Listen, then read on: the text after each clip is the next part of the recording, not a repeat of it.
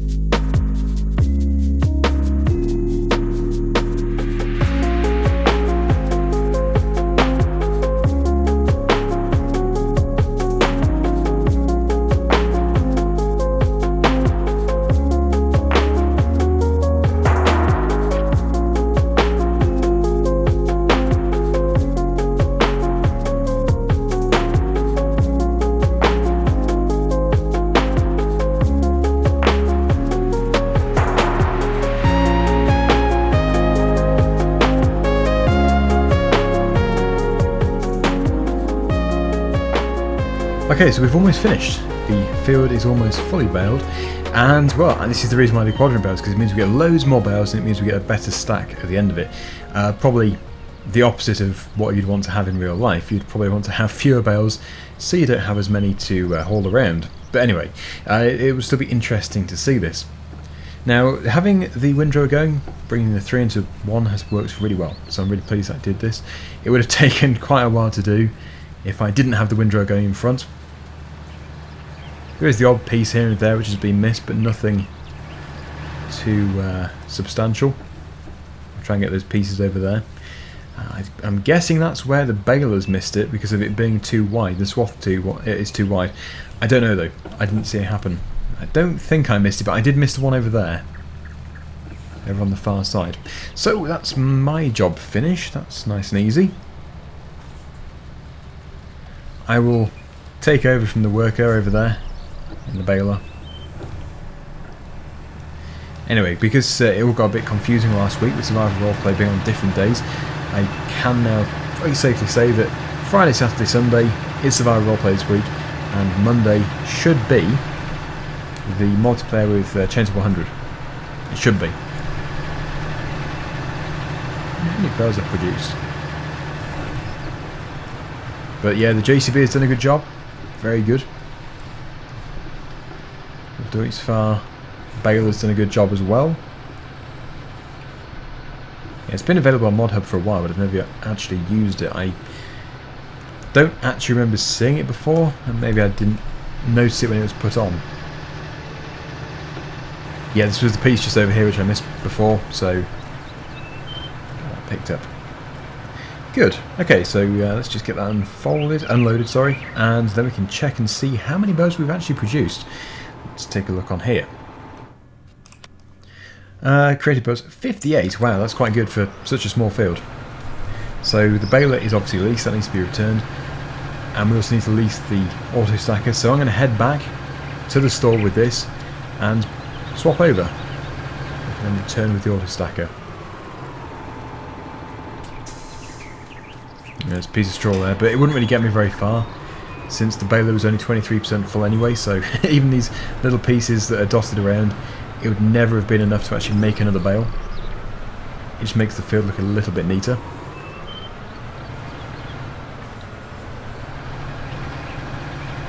This is the other really good thing about the JCB tractor. 45 miles per hour is the top speed, so if you're on a nice long straight, you can really get the speed up, which we will do later. It's time to replace the big master 5912 with the auto stacker. Let's go for the RQ-Sin, which is going to cost us £3,570, 16 bale capacity. Leased items, return that. Good, okay. So we're ready to go. I think a lot of people do consider fast tracks as road tractors. I think there's a lot of truth in that, but yeah, I think they're also quite capable of doing cultivation work and stuff, although you don't tend to see it. Certainly where I'm from, again, you don't tend to see JCB fast tracks doing ploughing, for example. They're usually carting various produce around. I think it's because they just are so good on the road. And apparently they're really smooth as well. You get a really smooth ride. Yeah, it's pretty tricky getting in there. Anyway, time to decide where to put the stack. It does ideally want to be on a really flat piece of land. It's a shame this piece here isn't flat because yeah, I think it is flat the other side of the field. Yeah, I think, although I don't want to put the stack over here, the furthest point from the gate, it would be the logical thing to do really, because it is totally flat land, whereas over near the gate it's on a bit of a slope. So you just got to put it where is sensible really, and well, this unfortunately is the most sensible place. But most importantly, it's allowed me to move the straw from most of the field, and it means that the field is now available for cultivation or re-drilling, whatever we're going to do. I haven't actually decided yet. In fact, let me know down below, what do you think we should do with this field? What crop would you like to see? I don't think money is an object really, because we're not going to cheat the money, but we can just lease. We can lease machinery. So yeah, pick a crop, any crop, and we can do it.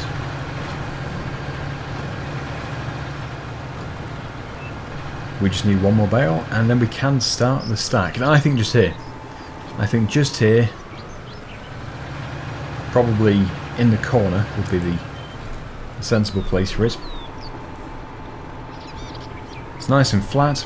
Should be nice and easy to get this unloaded, hopefully. And yeah, if I can get some of it on the grass as well, even better. Out of the field. Perfect. So that's 16 bales, we have 58 in total. It's not going to be a huge stack, which is a shame. I did want it to be huge, but when you have a field of this size, you can't really expect 300 bales. Oops. Just waiting for the tines to come back. No, don't fold up. Good, okay. Let's go for load number 2.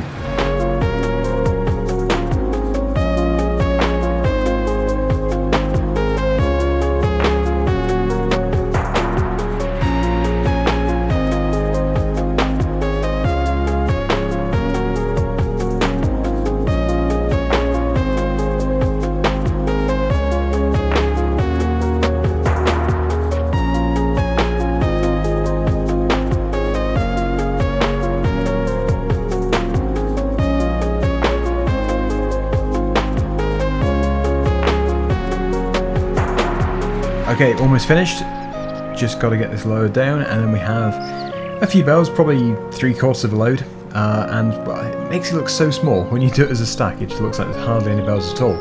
I suppose when you think about it, there isn't that many, which really does give me a good idea. I think probably, well, maybe for multiplayer. Problem is, bales do tend to make lag, but it would be quite interesting to maybe make the largest stack ever in Farming Simulator.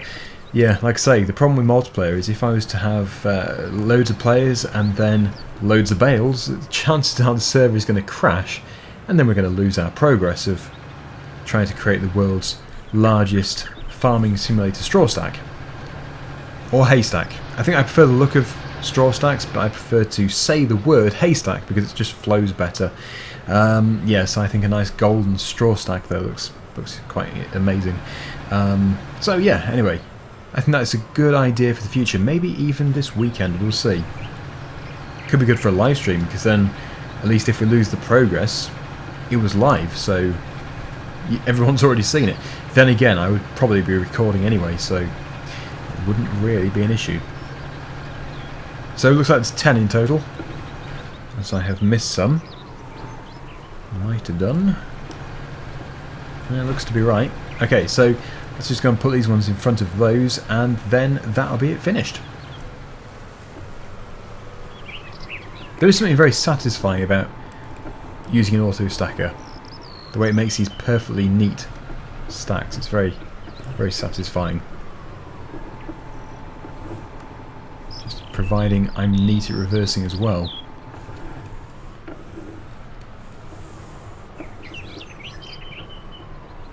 Okay, I think that's probably going to be good enough. It's not until you go up to it though that you realise how off you were. You could almost walk through there. But yeah, that's pretty good. That could be much worse. It's a neat enough stack. So yeah, let me know down below. Do you think we should do a multiplayer straw stacking session where we create the biggest stack that the server will allow us to before it crashes or becomes unplayable? Or should I do it in single player and make a big stack? It would take me much longer though, because it would be just me. Or should we just have a really small server with like 6 of us? Actually, that might be better anyway, because it's more manageable. It just means not as many people can be involved, which is a shame. Or should we not do it at all? I think I will do it at some point. It's a very interesting idea. And yes, that needs to be sold or returned. Okay, so that is it for today. We have a nice clear field, ready for the next crop. Thank you so much for watching. Hopefully you've enjoyed the video. Like I said, let me know down below what you think to my idea. Of course, if you have any other ideas, any really fun, unusual things that we can do in multiplayer, please do post them down below. It would be interesting to see if we can do them. But until next time, that's it from Growers Farm. See you again soon. Bye for now.